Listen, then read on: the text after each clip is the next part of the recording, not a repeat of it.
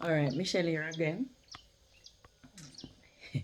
This is the second video on the same morning, but as I said, I don't want the videos to run too long.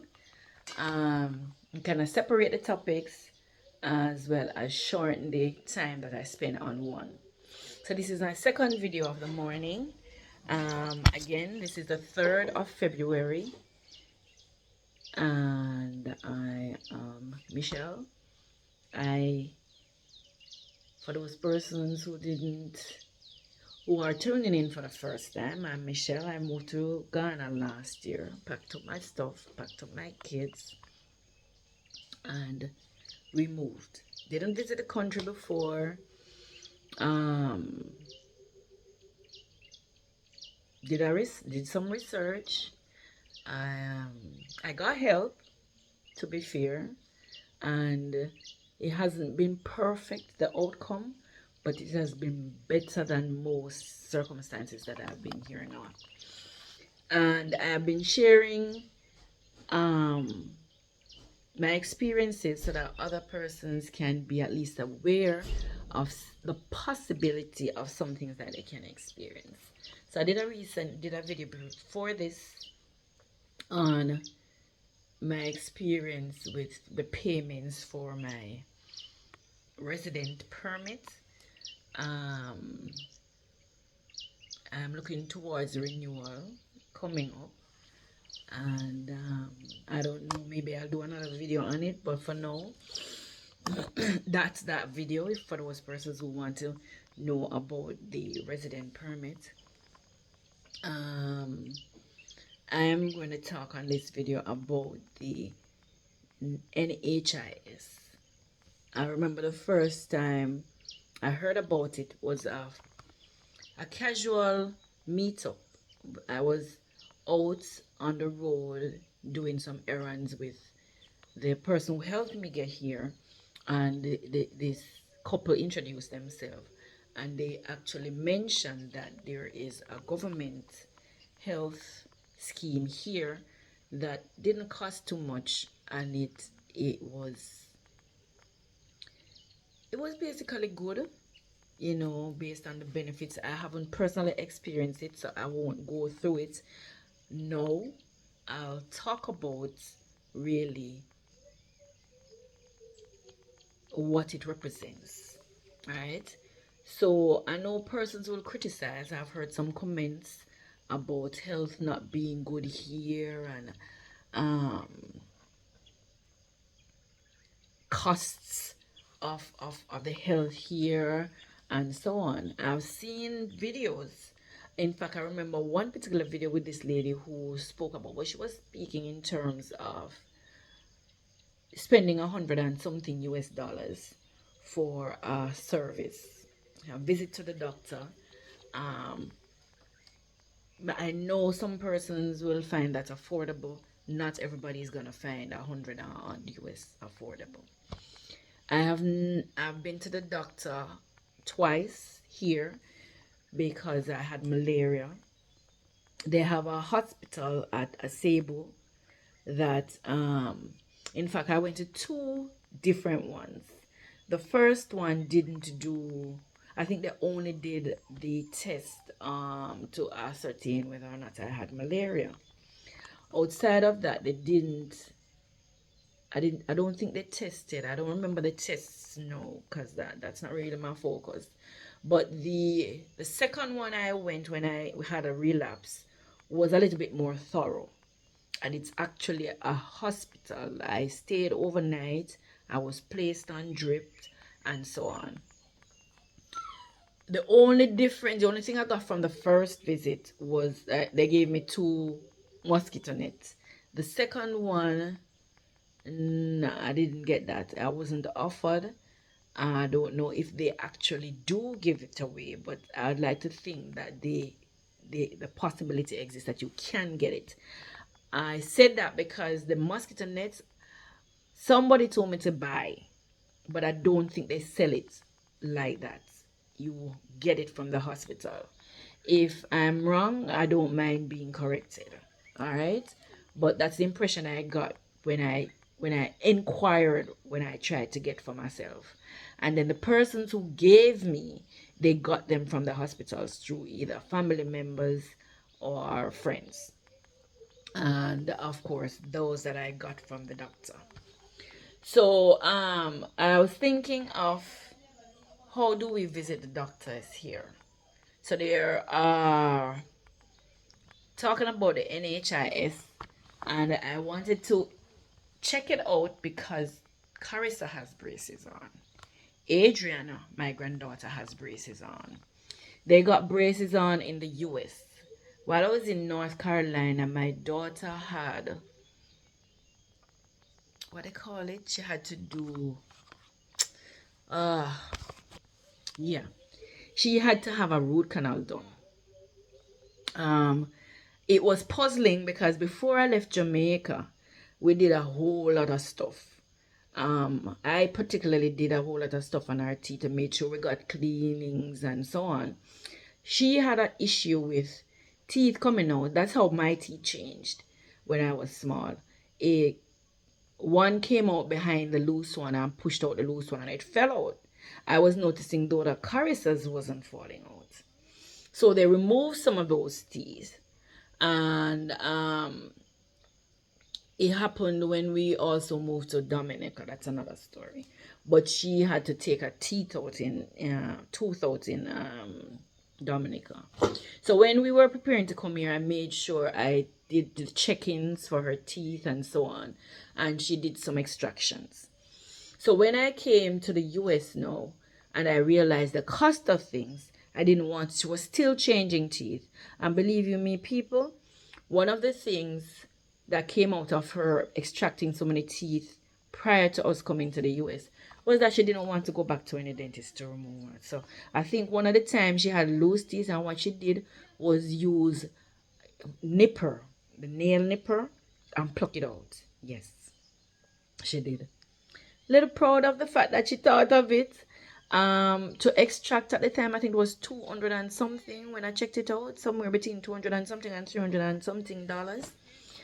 So when the root canal thing came up, I was just, first I was thinking, so because the cost, and they were telling me that she need braces, $5,000, and the root canal, the cost for it. So all of that ended up going on, because as I was just saying that when I'm in Jamaica, we're not thinking of those things.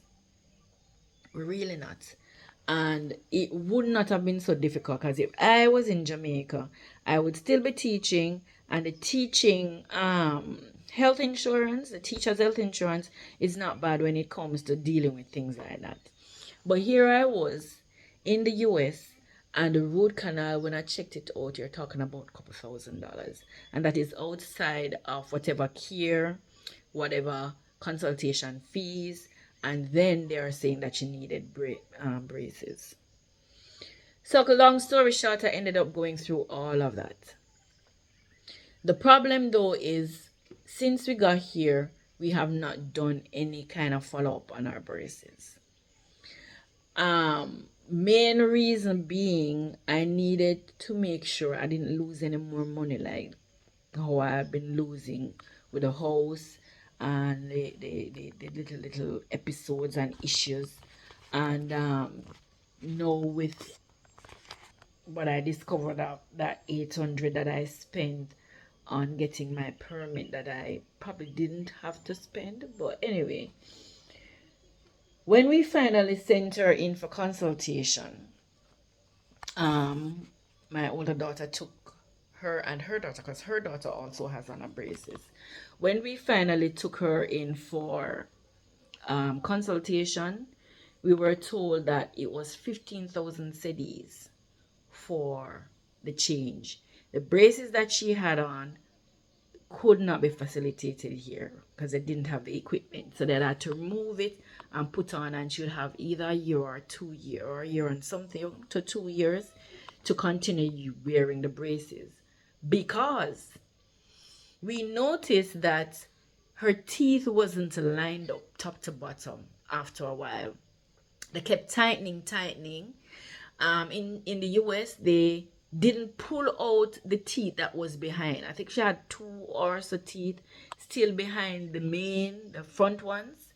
and there's a tiny, a very slim spot, but what they did was pull it apart, make space for that in the back, and pull it forward, and then locked everything in. What we are hearing is that they should not have done that. They should have removed those extras and lock it up and fill the gap, and then it would have been aligned with the bottom. So now they are saying they have to do all of that, and the cost would be 15,000 to take care of all of that. Some persons say it's ridiculous. Some persons say it's so all right. I remember one person gave me a price that they paid in Accra, but when we weighed the Accra price against taking transportation to go there and other kind of fees, it wouldn't have made a difference. So the 15,000 didn't sound all that badly based on the comparison. And the one, my daughter, the older one, what she did was told the dentist that in the US we didn't pay money like that. We paid it monthly, which is what we did. So we were paying $200 and something dollars.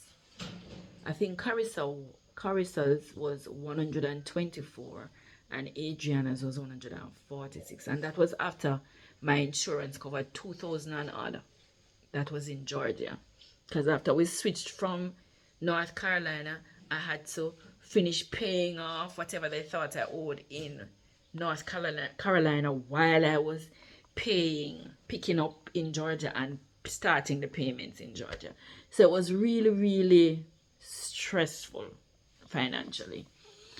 However, because my daughter mentioned that to the dentist, he was kind enough to say, okay, his offer was we'd pay $1,000 per month for it. Of course, we haven't seen the $1,000 yet, until my daughter recently, the same Carissa, she got a job recently that can cover it, but that's all it can cover. So she's weighing no, just taking the pay and doing that, which is what she planned to do. So yesterday we went to do x-rays on the teeth. That was requested when they did the consultation. So we're just getting to it. And I don't know about other persons, but based on what I would have paid in the US, to me the cost wasn't so bad. So the focus of it is, yes, telling you a little about the difference between what we experienced in the US regarding the dental thing as opposed to here. We went to the x-ray place yesterday, and I don't remember they call it POV, but the Carissa had 2 things she had to do, and Adriana had only one. So that one thing cost 120 cedis, and Carissa paid for her own, yes, and David paid for Adriana's. But the second procedure, the second x-ray for Carissa was it cost 200, so she ended up paying 320 cedis, which to me is not so bad. Even in Jamaica, if we were doing that in Jamaica, it would have cost us way more. I guess if you think of, and I think, no, based on what I'm seeing on the cost of living in Jamaica, even if you measure the difference in the value of the Ghanaian cedis versus the Jamaican dollars, Ghana cedis is stronger. It's still, I think in Jamaica it still would have been way more expensive, because I remember what ultrasound was like. Normal ultrasound on the body, much less the dental, and dental is to me way more expensive. Persons can disagree. I am just doing an approximation in my mind based on what was happening before I left Jamaica in 2019. I left Jamaica in 2019. Things skyrocketed in terms of cost of living. I think somewhere around 2020, COVID time coming forward. So things may be even worse than I thought, or not as bad as I'm thinking. um I'm open to comments and corrections. Yes, so the dental, that small experience to me is not so bad. The cost is not so bad. I I was advised recently by someone who actually used the NHIS way, the card, that the cleaning and so on, because we heard that it was about 200 or 300 and something to clean. um I'm told that it's way less when you use a card. So the NHIS card is something good to have. You may be able to, make use of private health as well. And some of the associations here offer health insurance and life insurance.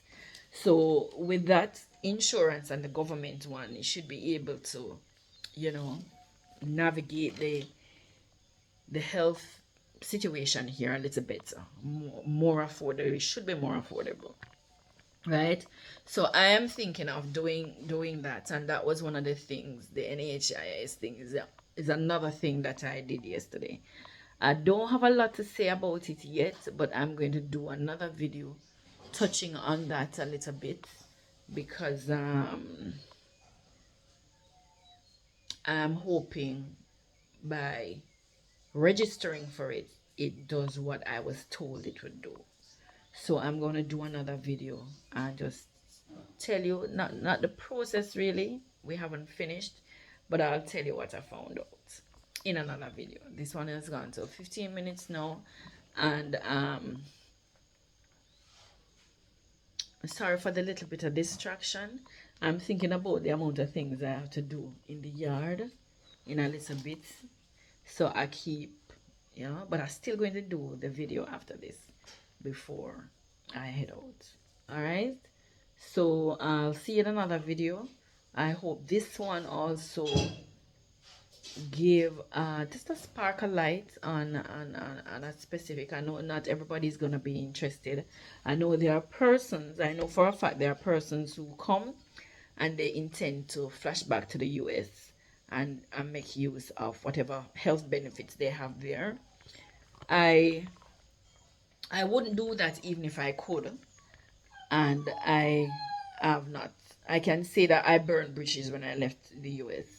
Um, I don't know how many persons think I was a citizen. I'm not a citizen, was never a citizen, did not plan to become a citizen of the US.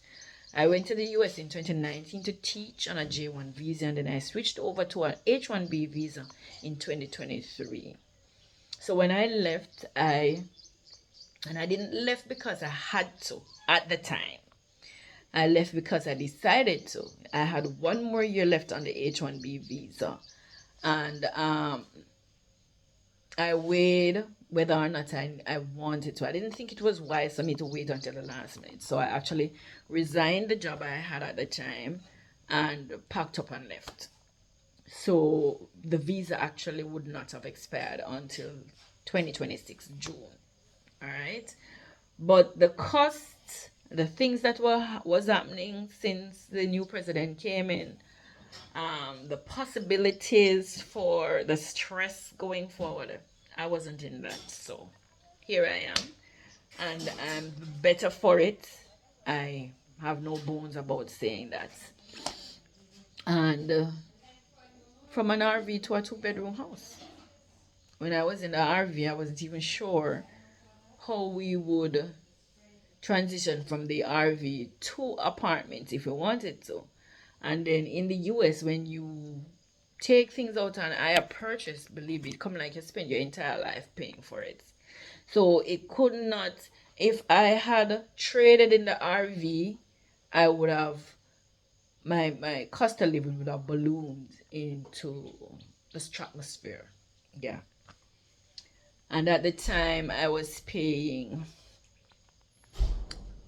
548 something for the RV itself. I was paying 775 for space where I was living, the RV park that I was living, plus renters insurance for the RV. That wasn't so bad. I think that was just about $100. But I was paying 400 and something for my car at the time, plus insurance of another 200 or 300 and something. Yeah. So I've moved up in the world. See you in another video. We'll have talks again.